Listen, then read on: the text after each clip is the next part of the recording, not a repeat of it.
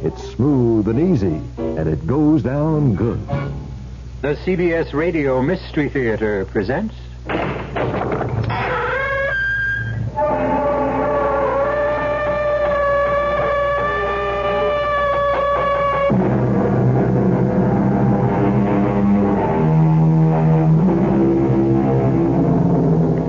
Come in.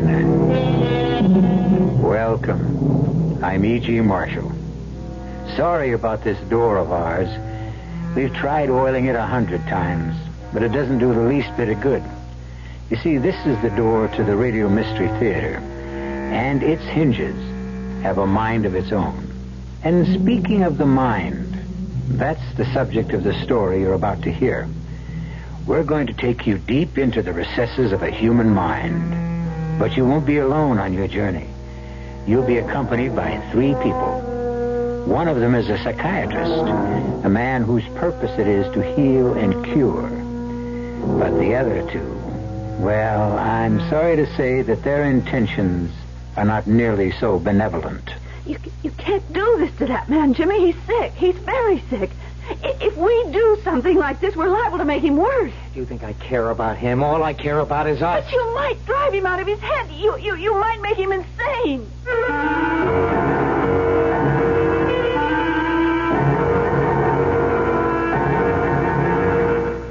Our mystery drama, The Case of M.J.H., was written especially for the Mystery Theater by Henry Slessor and stars Augusta Dabney. It is sponsored in part by Anheuser-Busch Incorporated, Brewers of Budweiser, and Buick Motor Division. I'll be back shortly with Act 1.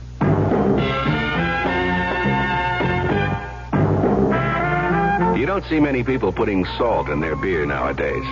Not that there's anything wrong with salt on radishes or French fries, but man, not in the king of beers.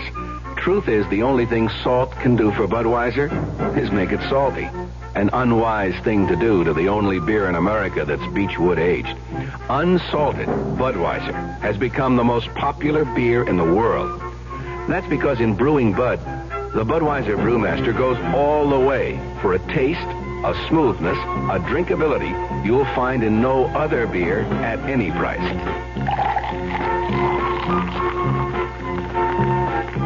And something else you can take without a grain of salt. The fact that when you say Budweiser, you've said it all. Anheuser-Busch, St. Louis.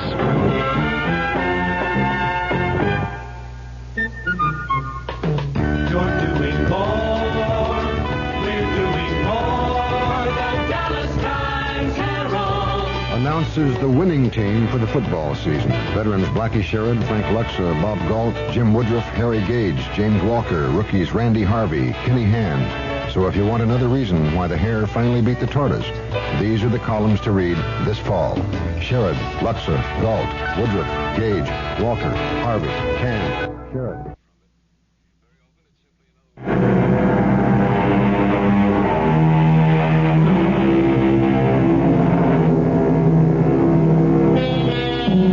The mood of a psychiatrist's office is very special. A quiet mood, which gives no hint of the raging storms contained in the minds of those who lie on Dr. Vernon Cooper's leather couch and murmur their way through the secret fears and hidden angers of their lives. I must have been, 20 or 21, something like that. That was when I started putting on the pounds. My God, I put on weight so fast I had to get rid of a suit I'd bought only 2 months before. It was, like you said, I got myself into a spiral. I couldn't get out of it.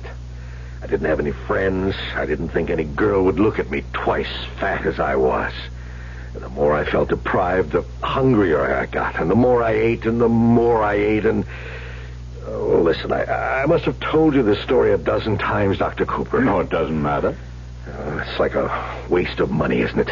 Me coming here twice a week and telling you the same things over and over. Oh, there are differences. There are always differences in the way things are related. Those differences can be very significant. Well, maybe. Why are you looking at your watch?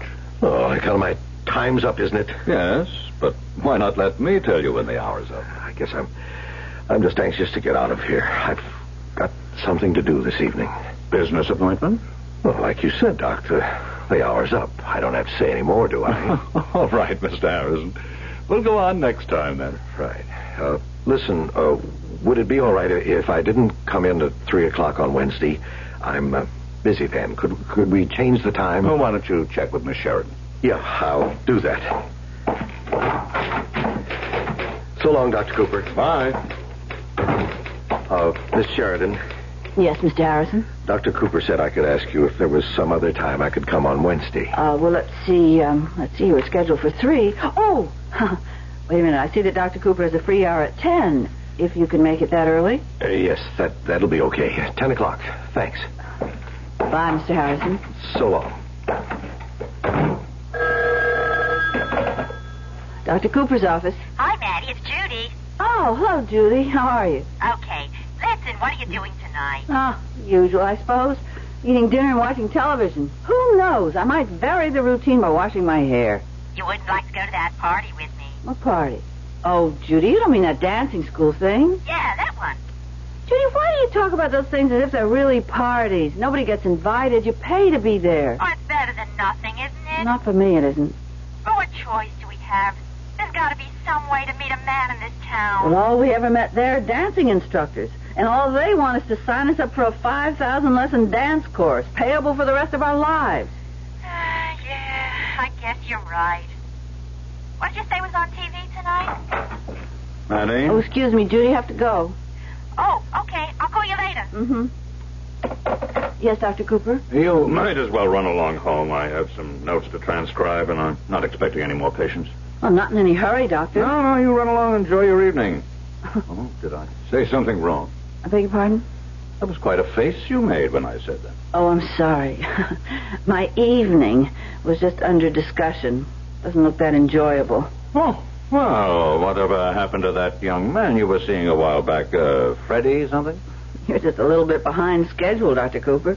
Freddie was gone with the wind just about a year ago. Huh? Is it that long? There never was much there to begin with. Oh, well, I'm sorry to hear that. Well, see you in the morning as usual. As usual. That's the phrase, all right. So,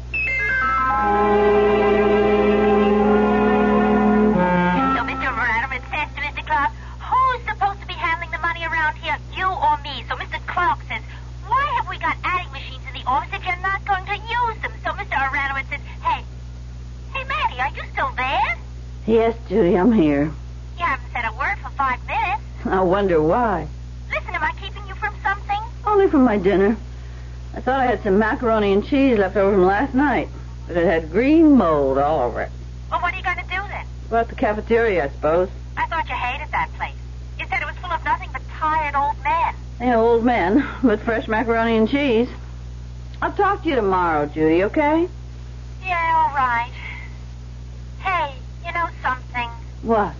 Right about now, I'd even settle for a tired old man. Excuse me, miss. Yes? Maybe I better give you a hand with that tray. It looks like you're about to drop the whole thing. Oh, this darn book of mine has made the whole thing unbalanced. Well, here, maybe if I grab the book. Oh, thanks. That helps. Hey, this is some book, all right. Must weigh 10 pounds. It reads that way, too. Well, thanks again. Why not sit down here at my table? Well, okay. I guess it's just as good a table as any. Of course, maybe you'd rather be by yourself to read your book. No. I don't think I really feel like reading tonight. Hey, what's the name of it, anyway? Hey, you know something? I can't even pronounce the name of it. It's called The Psychopathology of Everyday Life. Sigmund Freud. I'm sure you've heard of him. Yeah, he's a shrink or something like that. Well, he was just about the first shrink, I guess. No kidding. Hey, you must be a pretty brainy type reading stuff like this. Well, I'm afraid I only read it because I think I should. Not much of it really penetrates. Well, that's the way I feel about most books. Only I never cracked one with a title like that. Well, you see, I work for a doctor. Oh, hey, you a nurse? No, not really. I'm just a receptionist, a secretary. But I did have some training, and I thought it would be necessary in order to work for that sort of person. Oh, what sort? A psychiatrist. Oh, you mean he's a shrink, too? Well, I suppose you could call him that. Well, what do you know? You know, all my life I wondered about those guys. I mean, what they do, how that psychoanalysis stuff works. It does work, doesn't it? Oh, yes. There's no doubt of that. Oh, Dr. Cooper's done wonderful things for his patients. You mean he makes crazy people well? Oh, well, you can't oversimplify it that way. Well, his patients aren't, crazy, as you say. They're disturbed, and they have problems and neuroses, and, well, an awful lot of people do. Only, not all of them seek professional help. Yeah, well, that's for sure. They're more nuts walking the street. What is psychopathology? Yeah. I don't know. This kind of stuff is too much for me. Hey, you're not eating your dinner. No. Yeah, that's right. Well, then, you're not eating yours either. Well, I'm not too hungry tonight. I'm just having coffee. That's all? Well, that's all I came in for. Only I guess I'm getting a little more than I bargained for. I mean, this nice conversation. Do you live around here? Well, not too far away. In fact, I was thinking of looking for a room in this neighborhood. Just a room? Well, yeah, what else does a guy like me need? I mean, a guy without a family. Oh, I see. I really can't get over it. Over what? The combination. What do you mean? I mean, a girl like you, a nice-looking girl like you, with brains, too. Listen, my name is Jimmy French. How do you do? Oh, hey, come on. Fair is fair. I told you my name, the least you can do. Okay, my name's Maddie Sheridan. Maddie? Yeah, well, the truth is my name is Matilda, but I don't care for it very much, so my friends call me Maddie. Well, fine, that's okay with me. My name is James. Well, I guess I should be running along. I gotta meet a guy downtown, talk about a job. Oh, you're not working right now? No, well, I'm kind of between things, but it'll be okay, I guess, if I just keep trying. That's the old American spirit, right? Yes, of course. It was sure nice talking to you, Maddie. It was nice talking to you. Maybe I'll see you around. Who knows, right? Yeah, who knows?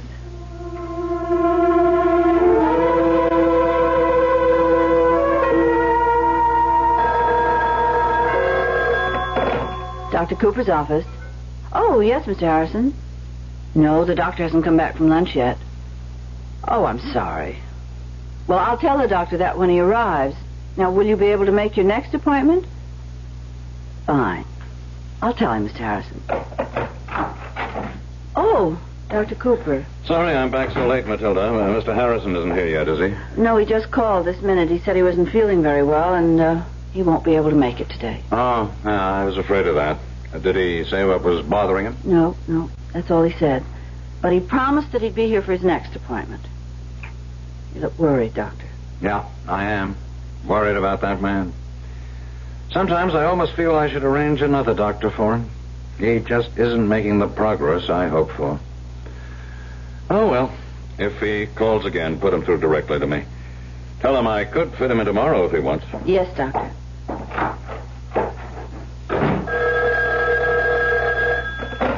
Dr. Cooper's office. Hi, is this Maddie? Yes? Who's this? Hi, Maddie. It's Jimmy French. Remember me? Yes, I remember. Hey, how did you know where to reach me? Well, I remembered what you said about this Dr. Cooper. I just looked you up. Oh. Listen, I hope you don't think I'm fresh or anything, but I was wondering if maybe you'd see me sometime. Like tonight. Well, I really don't know. It's sort of short notice. Yeah, I guess it is. I don't blame you for saying no. Oh, well, I didn't say no. I just meant that I was going to stay home and do some ironing, but I guess that can wait. Hey, you mean it? Yeah, of course I do. Do you think you can pick me up at my apartment? Well, sure. Where is it? It's 915 Southern Avenue on the first floor. Apartment 2A. Is 7:30 okay? 7:30's fine. Oh, great. I'll see you then, Maddie.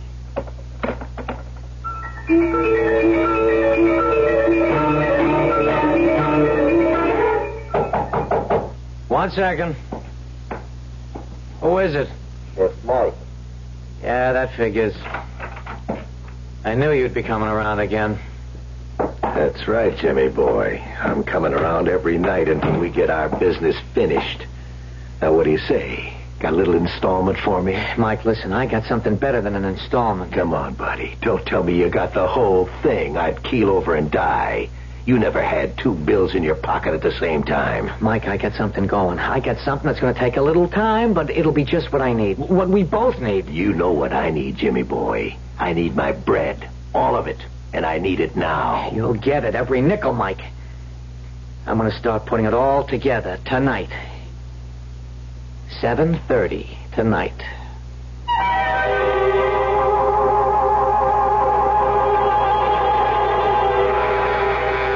Something tells me that Jimmy French isn't the best person that Maddie Sheridan could have met in the cafeteria that night.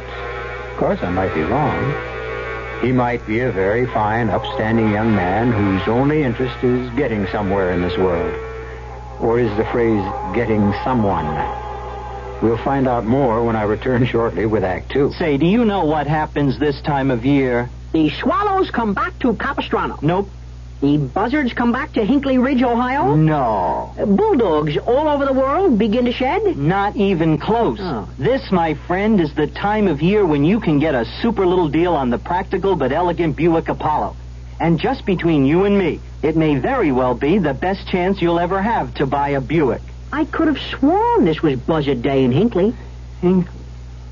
This can make your blood pressure go up. And Madame wish? Oh, I'd like pâté to start, I think. Oui, Madame. And Darling. vichyssoise. Darling. Chateaubriand, yes, and petit pois. Darling. Yes, dear. I forgot my wallet. What, again? Oh, monsieur. Yes, your blood pressure can go up, but usually it will come back down again.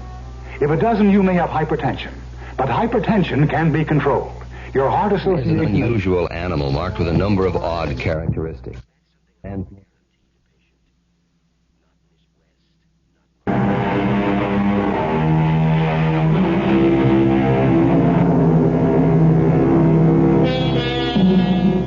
Maddie Sheridan has had a remarkable evening. Remarkable simply because a man, young, attractive, and unmarried, has sought her out, treated her to dinner, taken her to a movie, and is now walking her back home. Not a very noteworthy event for many women, but for Maddie Sheridan, after a year of loneliness, a most significant evening indeed. I don't think you really liked the movie, Jimmy. Yeah, it was okay. You seemed awfully fidgety. Well, I get that way sometimes, fidgety. I don't know, maybe it wasn't the best way to, well, you know, get to know somebody just by sitting in a movie house watching a picture. I see. Oh, what happened about that job? What job? I meant to ask you at dinner. About that job interview you went on the night we met. Oh, that. Well, that didn't work out, but I'll get something. Don't worry about me. What sort of work do you do, Jimmy? Oh, all kinds of things.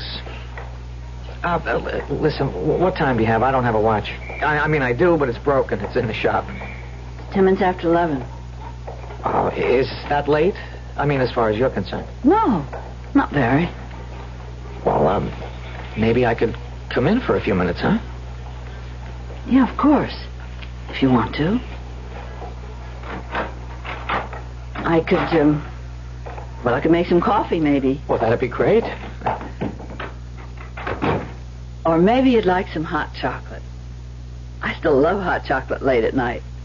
Oh, I suppose I'll always be a child, even though I'm not a child.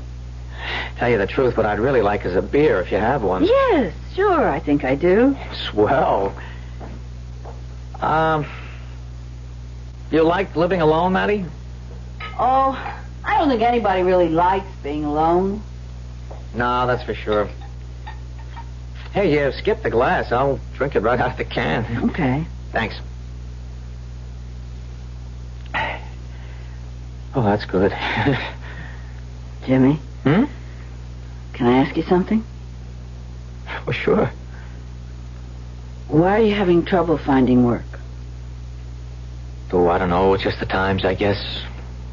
Well, when you say you do all kinds of things, what would some of them be?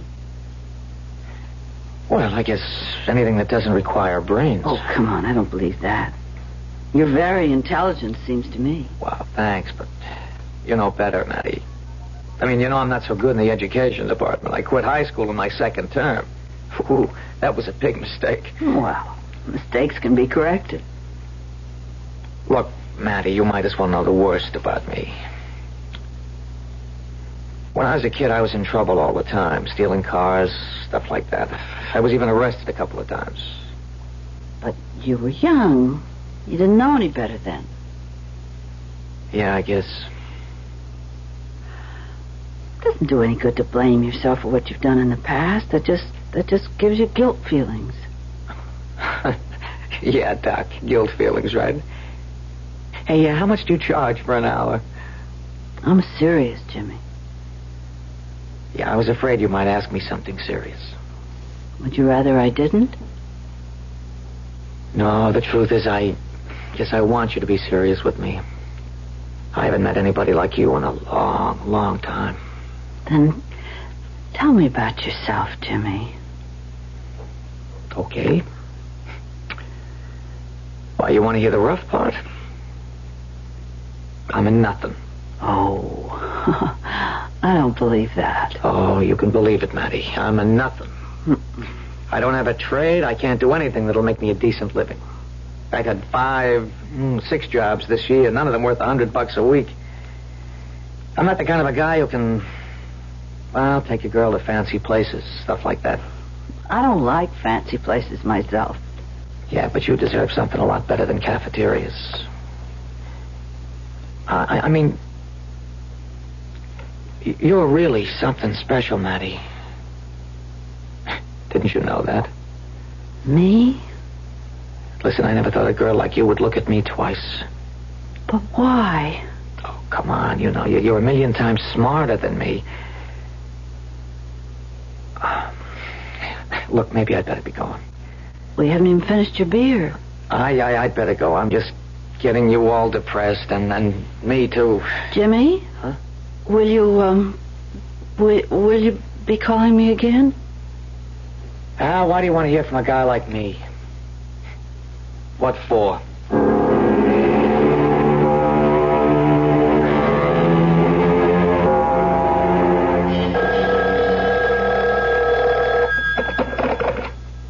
Hello? Maddie?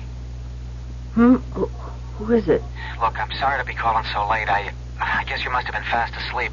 Oh. Well, I did go to bed right after you left. Yeah, I shouldn't have done it, but I just had to talk to you again, Maddie. I hated to see things left the way they were. I don't know how things were left. Maddie, would you see me again? Of course I would. You wouldn't be just saying that, Maddie. Don't be silly.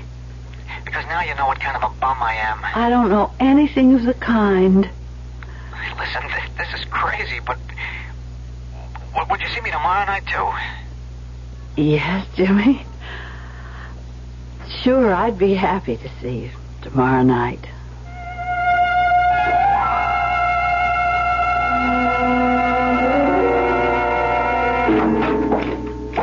Mr. Harrison not here yet? No, Doctor. I should have guessed that he'd be late. He always is recently. Dr. Cooper. Yes, Maddie. About tonight. I know we usually work a bit late on Fridays, but I was just wondering if I could leave at 5:30. Well, yes, of course. Huh. Something special about tonight? Yes, sort of. I've been meaning to tell you how well you've been looking these days. You're doing your hair differently, aren't you? Yes. Yeah. I got sort of tired of that old maid look.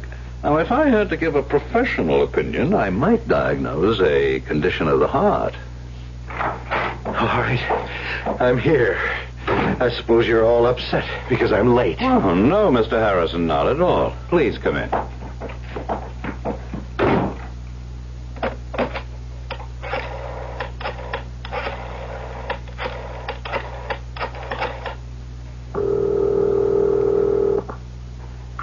Hello? Jimmy, it's all right. My place at 7, darling.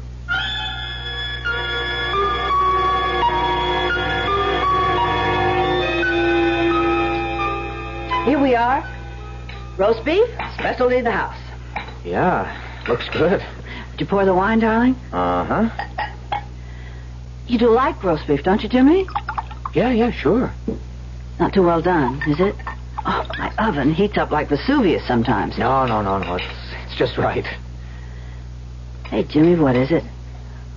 Now, look, I can see that something is the matter. Well, nothing's the matter. The roast beef is great. The table looks terrific. You look sensational. The only thing wrong with this whole thing is me. What are you talking about? I'm talking about me, Maddie, about me and you and all the talk about, the future. I don't know what made me start that junk. Talking about marrying when I can't even get a job that lasts more than 1 week. Jimmy, did you say marrying? Well, sure. What else? That's what I want for us, Maddie, more than anything. But you've never mentioned that before. How could I? What right did I have? I've been thinking about it so much I'm sick. You know how that is. You can think about something and get sick. Headaches right now. Oh, darling, poor boy. Why didn't you say something? No, it's not a case for an aspirin. It needs another kind of pill. A money pill. That's what it needs. Oh, Jimmy. Maddie, I told you a lie. I told you that I was a wild kid, a bad kid. That was a lie. I was just an ordinary kid. The guy I described, the crook, the punk who stole cars, the guy who got himself arrested twice. That's me now, Maddie. Right now. You don't mean that. I'm telling you the truth about myself. I'm not just a crook. I'm a cheap crook at that. Oh, I just don't believe that. Well, you better, for your sake. It's even worse than you know. I'm not just broke. I'm in debt. I've been living on borrowed bread. If I don't pay it back, I'll either go to jail or get my head busted in. Oh, Jimmy, no. Well, that's what they do to guys like me. Jimmy, listen. Listen, I have some money saved. I have a little over $300. I owe $8,000, Maddie. What? I owe $8,000. How do you like them apples? Oh, Jimmy. Yeah, I'd be some husband for you, wouldn't I? Best thing for you is to lose me, honey. Lose me. But I don't want to lose you. There has to be something that can be done, Jimmy. Well, yeah, maybe. I've been thinking about it a lot. What have you thought?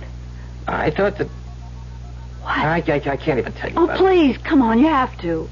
Okay. It's the only time I'll ever ask you to do something like this because I'm going to change right after it's over. I'll change, Maddie, so help me. After what's over? One more job. Only one, I mean it. But it's got to be something worthwhile. Now, Maddie, I want you to bring me the files from the doctor's office. What? I want you to bring me his files, as many as you can carry, only the current cases, the people he's had recently. But, Jimmy, now, let me finish. I want to borrow those files just overnight. I'll go through them real quick, so fast you can have them back in the drawers by morning. Who knows? Maybe I'll find what I'm looking for right away. Well, what are you looking for? What good will Dr. Cooper's files do you? It's just an idea I got. I mean, this analyst stuff is pretty personal, isn't it? I mean, they have to tell the doctor everything, don't they? Yes, of course. There can't be any secrets from an analyst. That would defeat the whole purpose. Right. No secrets. So if I could see the doc's notes, if I could read through them, well, there's bound to be plenty of stuff they'd like to hide, stuff they'd pay money to keep quiet. Jimmy, you're talking about blackmailing. Your boss has a lot of rich patients, hasn't he? Now, you told me how much this analysis stuff costs. I mean, $60 an hour. They're going to be loaded, Jimmy, right? please don't ask me to do this. Honey, they can afford a few grand. It wouldn't hurt them to part with a few grand. If I could just get enough to pay off the loan and maybe a little extra for us to get started. No, I won't, Jimmy. I can't. I won't. You won't even listen to me. You won't even give me a chance. I couldn't do such a thing. I just couldn't. Not even for me? For us? No. All right. That tells me what I want to know. I guess you want me to beat it out of here right now, don't you? No, I didn't say that either. It just can't be both ways. It isn't fair. It just isn't fair to ask me to do such a thing. It just... So long, Maddie. I'm sorry about the dinner. You went through a lot of trouble, but I just don't have any appetite. Jimmy?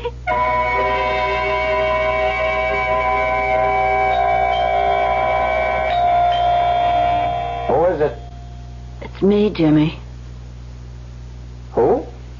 It's Maddie. Maddie, what are you doing here? I just wanted to see you. I've been calling you for days. I've been out.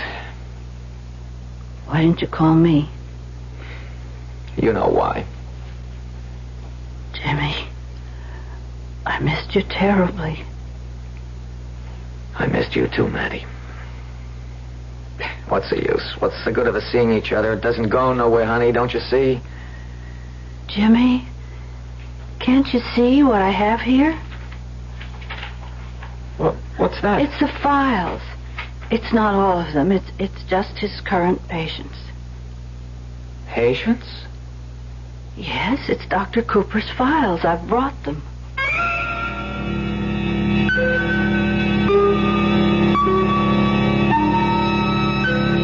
Well, well.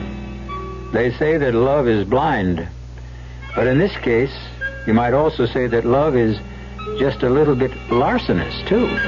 No, we won't pass judgment on Maddie Sheridan. We know the pressures that she faces. But who knows who else is going to be pressured as a result of this night's work? We'll find out very soon when I return with Act 3. The Veterans Administration helps people in little ways. A veteran, let's say, is trying to get an appointment. He's filed to go to school under the GI Bill. He's not getting any money, but he's entitled. Well, what's wrong with writing a letter saying that under the law, this man is entitled to receive $220 a month for attending school on a full-time basis? Believe it or not, he can take that letter with the little job, take it to the real estate people, and because he has an additional income of $220, although he isn't receiving it, it makes his chances of getting that apartment much better. And this is what I mean about the little things.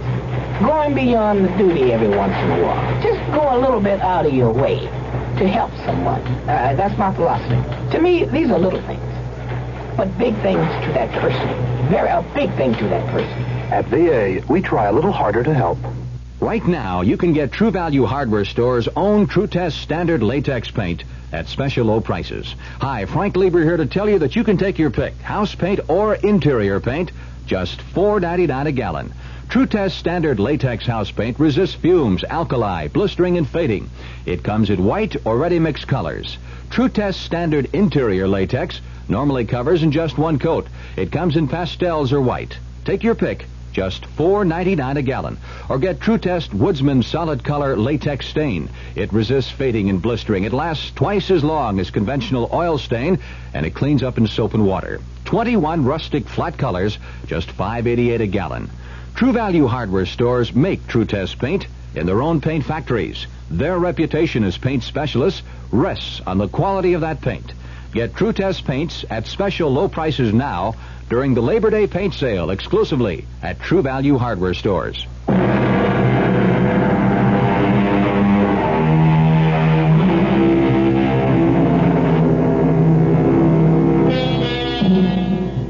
Frantic activity in a one-room apartment rented by Jimmy French. A steady period which has lasted for many long hours. Folder after folder has been perused. Long, copious notes full of psychiatric jargon have been studied. And if Jimmy French is getting what he expected from the notes of Dr. Vernon Cooper, he certainly doesn't seem to be pleased with the results. Nothing. I can't make heads or tails out of this please, stuff. Jimmy, try just to keep them in some kind of order. If you mix up the pages, I'll never get them back correctly in the files. Why can't I figure out what he's talking about half the time? I told you it wouldn't be easy, that they wouldn't make sense to you. It's like reading a foreign language. Wait a minute. What are those type pages? Well, they're transcripts of conversations. They're taken from a tape recorder. Well, Dr. Cooper doesn't always tape what his patients are telling him unless he thinks it's important. Oh, boy, this looks like a long night. I haven't even eaten yet, have you? No, I came right from the office. I got some hamburger meat in the refrigerator. You want me to fix it? That'd be great. All right. Maddie? Yes? Look, I know how you feel about this, but you're not doing your boss any harm. These files will be back where they belong tomorrow morning. You're all right, Jimmy.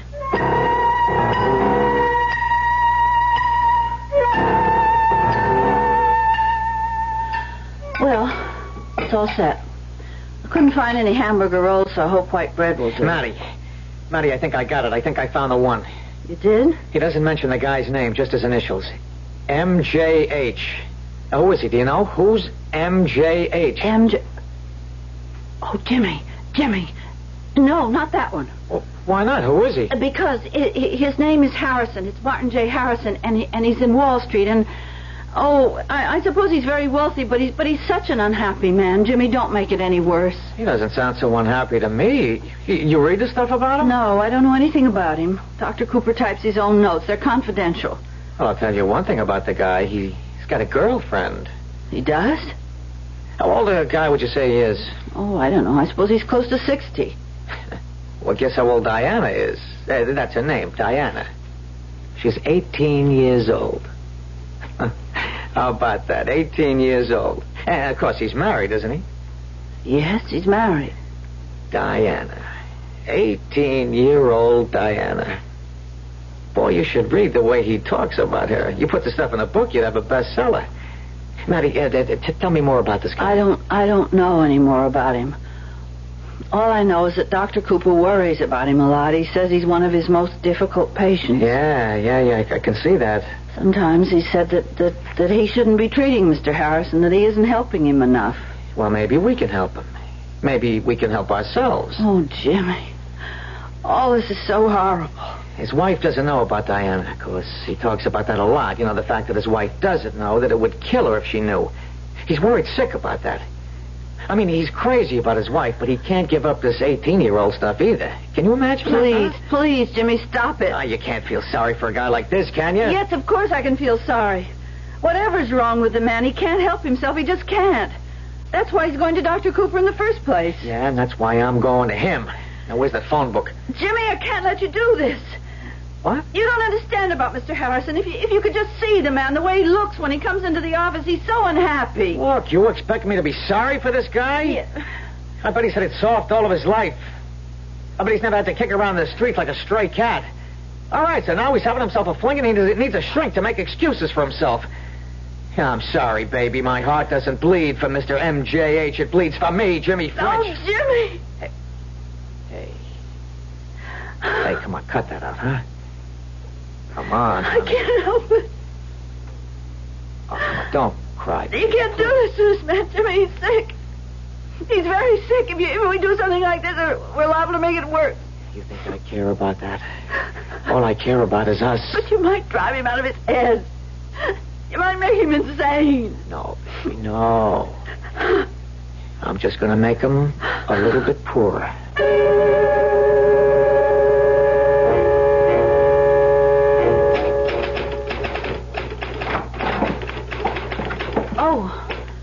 Morning, Mr. Harrison. Morning. I'm glad you were able to keep the appointment. Is the doctor in? Yes, I'll tell him you're here. Dr. Cooper, Mr. Harrison's arrived. Yes, I will. You can go right in, Mr. Harrison. Thanks. Please come in, Mr. Harrison.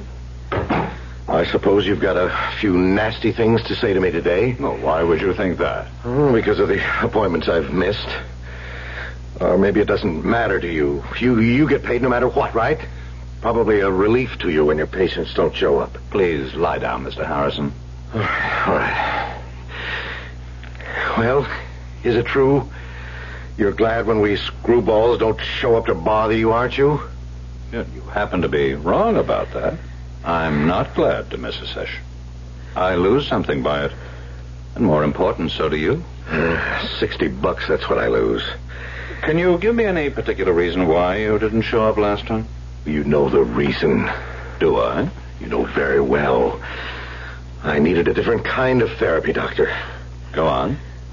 You know what I'm going to say next. I'd rather you did the talking. I went to see her, of course. Diana. I see. Took me a whole day to figure out how to get to Diana's place and stay a while. Without my wife finding out, of course. And did you succeed? Yes, I succeeded. I told her I was coming to see you. That's always a good excuse, of course, going to see my analyst. So you see, you do come in handy sometimes, Dr. Cooper. You're worth $60 an hour even when I'm not here lying on your couch. I'm on somebody else's couch. You don't really consider me an excuse, do you, Mr. Harrison? No, that's not what I meant, Doctor. You know what I meant. Please continue. Anyway, I made sure that Elizabeth didn't know where I was. I always have to make sure of it, that she doesn't suspect anything. I told you what it would do to her. She's a sick woman. That heart of hers is held together with tissue paper. Did I ever tell you how sick she is? Yes, you've told me. It would kill her if she found out about Diana. She'd just lay down and die. I can't have that happen, Doctor. She's everything to me. She's my whole world. Well, I know what you're thinking. If she's my whole world, what am I doing with Diana? That's what you want to know, isn't it? You can answer the question. Please do. That's just the thing. I can't answer it. I don't know every time I see that rotten little 18-year-old tramp. Tramp. That's all she is. Jailbait. And yet you continue to see her. I've got to. I can't help it. I've got to go on seeing her, Dr. Cooper. She's had a spell on me. A hex of some kind, I swear it. And yet, oh God, if Elizabeth ever knew, if she ever found out, it would kill her. My wife would die. And then I'd die too.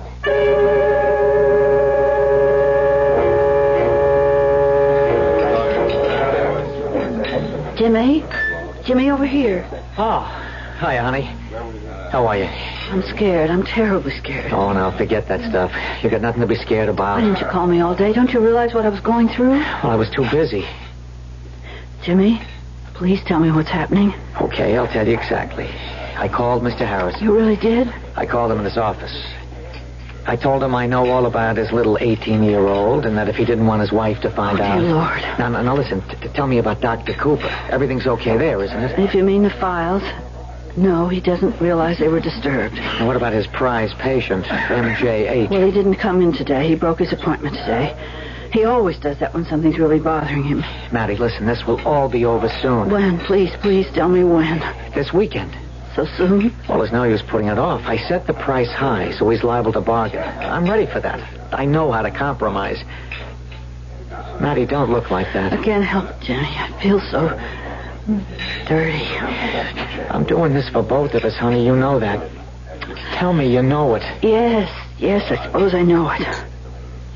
And you love me too, don't you? Say it, Maddie. I love you, Jimmy.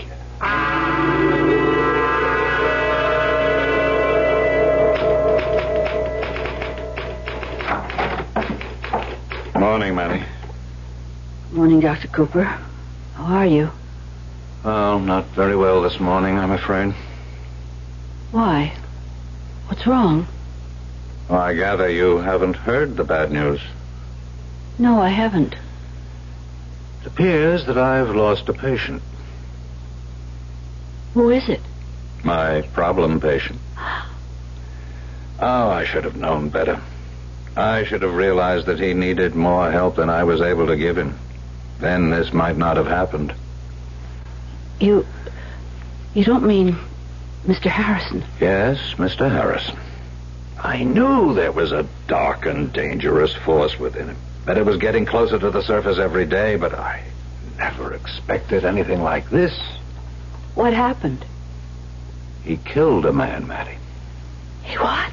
I saw the violence in him, but I didn't foresee this. Who did he kill? A blackmailer. Man's name was French, James French. He was threatening to tell Harrison's wife about a young girl Harrison was in love with. No. Harrison wasn't going to pay him. Harrison went to see the man, and he brought a gun with him.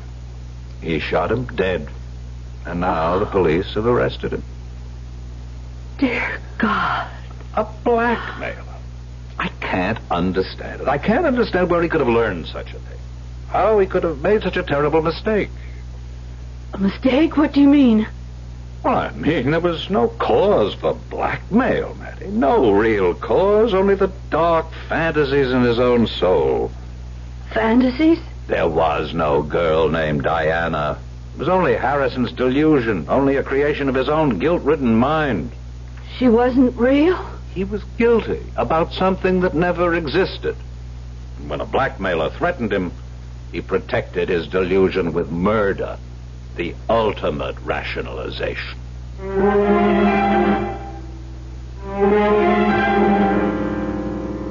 The ultimate rationalization.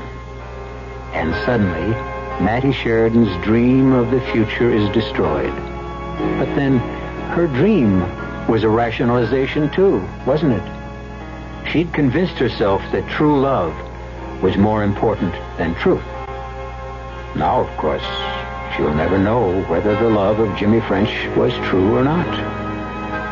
At least she's spared that cruelest of all fates.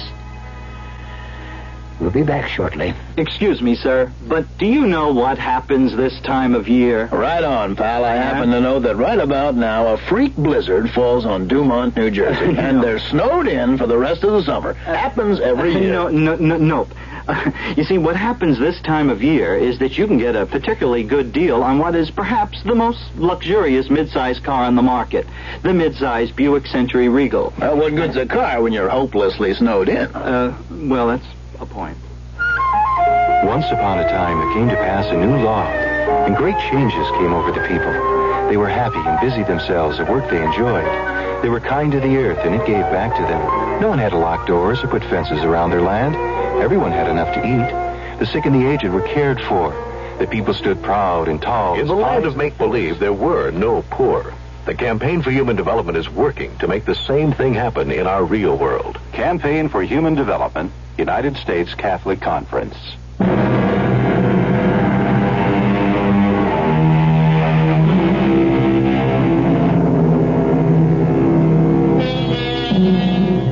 We hope you've enjoyed this little journey into neurosis, blackmail, and murder.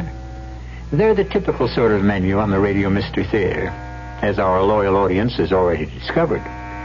We plan to bring you more of the same bill of fare in the future. Now, if you'll excuse me, I have to see if I've managed to oil the creak out of our door. Our cast included Augusta Dabney, Jack Grimes, Alan Hewitt, Robert Maxwell, and Joan DeMarais. The entire production was under the direction of Hyman Brown. Now, a preview of our next tale. There's nobody in there. I'm telling you that there's nobody in there. What happened to my husband? What did they do to my husband? Now, calm down, ma'am. Think. Are you sure this is the same? I'm sure. I know. Don't you try to talk me out of it. I know. I was here exactly 1.5 hours ago. I was here. This place was open. This service station was operating, and there was a man here, Frank. How do you know his name was Frank? Because the name was written on his shirt. Look, ma'am, I don't know what's going... My husband. I want my husband. Now, what happened to him? Ma'am, try to hold on to yourself. Don't pass out, please. Don't faint on me. I wouldn't know what to do. Here, let me help you back to the cab. Leo, what did they do to Leo? Radio Mystery Theater was sponsored in part by Buick Motor Division and Anheuser-Busch Incorporated, brewers of Budweiser. This is E.G. Marshall inviting you to return to our Mystery Theater for another adventure in the macabre. Until next time, pleasant dreams.